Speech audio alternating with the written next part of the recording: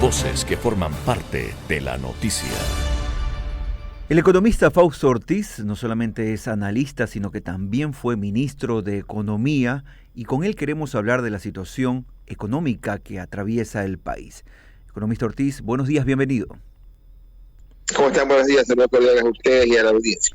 El propio ministro de Producción, de Comercio Exterior y de Inversiones, Julio José Prado, ha admitido, y usted lo sabe, que existen inversores internacionales que están a la espera de ver primero cómo se resuelve el juicio político que se ha abierto contra el presidente Guillermo Lasso para luego realizar inversiones. Es decir, que el país está en un compás de espera.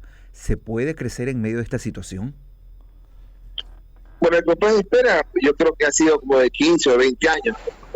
No es un tema nuevo el que diga vamos a ver cómo le va a Ecuador para ver si podemos plata.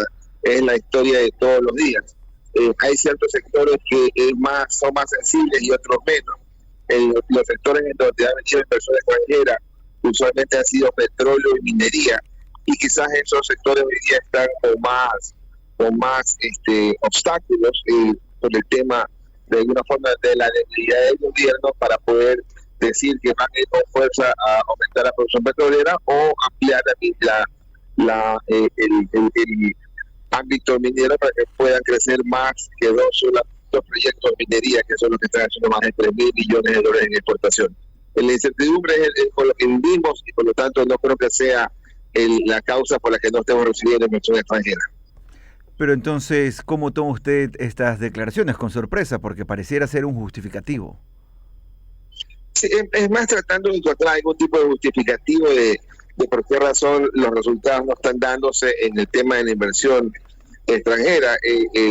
Yo creo que por supuesto que afecta el juicio político a nivel internacional, lo que es el riesgo país. Estamos cercanos a los 1.900 puntos.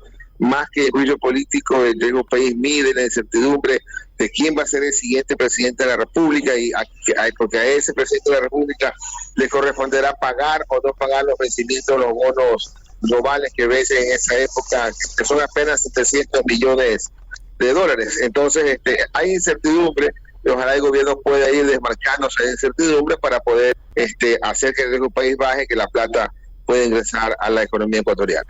Son las 8 de la mañana con 36 minutos. Estamos conversando con el economista Fausto Ortiz, analista económico y ex ministro de Economía del gobierno de Rafael Correa.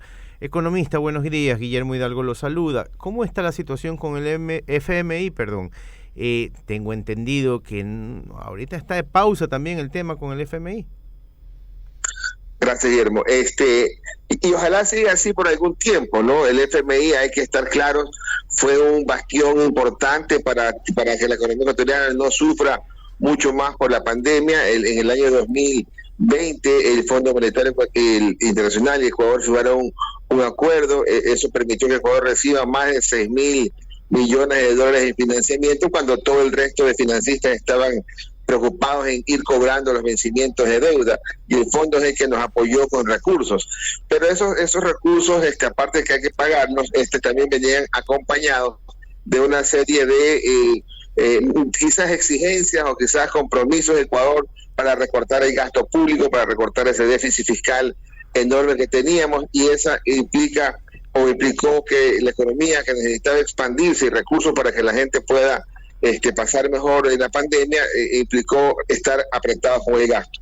Y entonces un nuevo programa con el Fondo Monetario implicaría lo mismo. Otra vez baja el gasto, otra vez baja el déficit fiscal, otra vez la pelea por incrementar impuestos, y eso en este momento no es algo que le convenga ni al gobierno ni a la economía. Por lo tanto, ojalá consigamos otras fuentes de financiamiento diferentes al Fondo Monetario, y que el gobierno siga bajo su control, su orden, pero un poquito tomando las riendas de ellos. Lo que quisieran tener es el gasto, que este año el déficit fiscal, que estaba programado en 2.600 millones, quizás termine en 4.000 millones de dólares.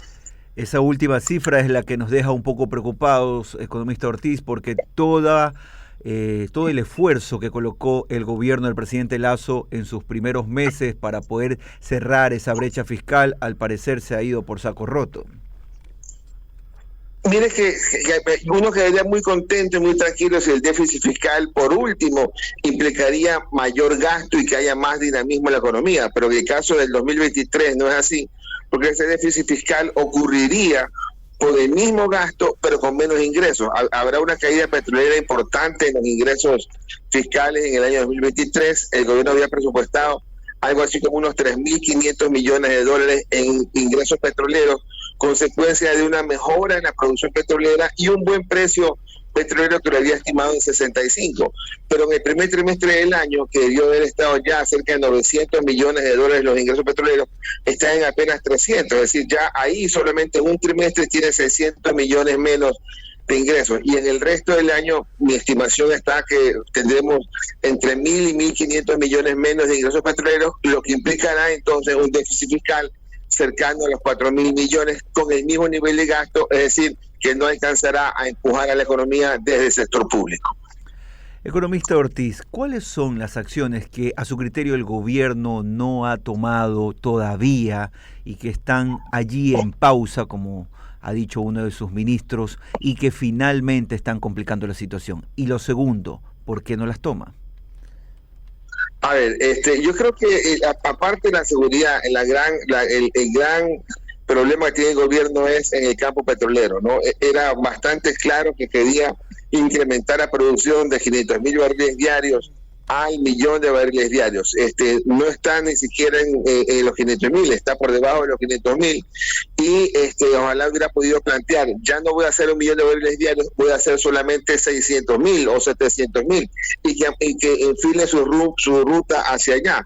Pero yo creo que ahí es una de las grandes debilidades del gobierno, que no ha logrado identificar cómo cumplir esa meta de incrementar la producción petrolera en momentos en que el precio está bueno, ¿no? El otro tema es el campo social, que a pesar de que el gobierno se esfuerce por decir que es el gasto social más alto en la historia del Ecuador, que este año vamos a hacer 15.000 millones de dólares en inversión social, que en realidad es gasto social, porque es gasto corriente y gasto capital.